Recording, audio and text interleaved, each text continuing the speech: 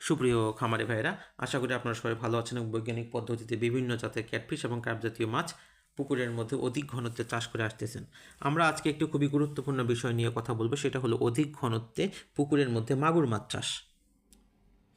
আমরা যখন পুকুরের মধ্যে অধিক ঘনত্বে মাগুর মাছ চাষ করতে যাব, তখন আমাদেরকে কিছু কিছু বিষয় খেয়াল রাখতে হবে, যে পুকুরের আশেপাশের যে পাড়, সেই পাড়টাকে ভালো করে সবার প্রথমে মেরামত করে নিতে হবে এবং তারপর পুকুরের মধ্যে সুন্দর একটা নেটিং ব্যবস্থা থাকতে হবে, কেননা বিভিন্ন ধরনের অবাঞ্ছিত প্রাণী, পানকৌড়ি, বক এগুলোর জন্য পুকুরে আসতে না পারে। আরেকটা ইম্পর্টেন্ট বিষয় হলো যে পুকুরের যে পানির প্যারামিটার, সেটা হলো, আপনারা জানেন যে পুকুরের পানির মধ্যে 3 ধরনের প্রাকৃতিক খাবার থাকে, একটা ফাইটোপ্লাঙ্কটন, একটা জুওপ্লাঙ্কটন, আর একটা হলো বেন্থোস বা পেরিফাইটন।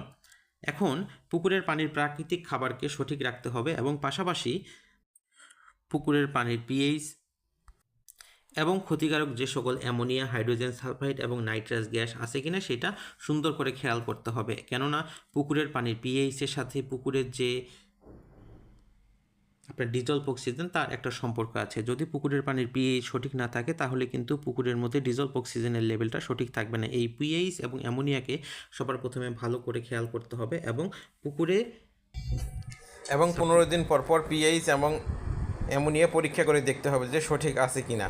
তারপরে সবচেয়ে ইম্পর্টেন্ট বিষয় হলো যে স্যাম্পলিং করে দেখতে হবে যে শরীরের মধ্যে কোনো ধরনের ফাঙ্গালের কোনো ইনফেকশন আছে কি না, বা খাবারটা সঠিকভাবে হজম হয়েছে কি না, এই বিষয়গুলো সঠিকভাবে খেয়াল করতে হবে এবং খুবই যত্ন সহকারে এই জিনিসগুলো খেয়াল করার পর পুকুরকে জীবাণুনাশকের আওতায় নিয়ে আসতে হবে, যেন কোনো ধরনের ফাঙ্গালের একটা ইনফেকশন সেটা যেন কখনোই না আসে। এই জন্য ফাঙ্গাল ইনফেকশনের জন্য অবশ্যই পুকুরকে জীবাণুনাশকের আওতায় নিয়ে আসতে হবে। এই যে এই ভাইটি পুকুর থেকে পানি নিয়ে আসতেছে এবং পুকুরের পানির যে পিএইচ এবং অ্যামোনিয়া সেটা পরীক্ষা করা হচ্ছে। আপনারা জানেন যে প্রত্যেক 10 দিন বা 15 দিন অন্তর অন্তর কিন্তু পুকুরের পিএইচ এবং অ্যামোনিয়া পরীক্ষা করে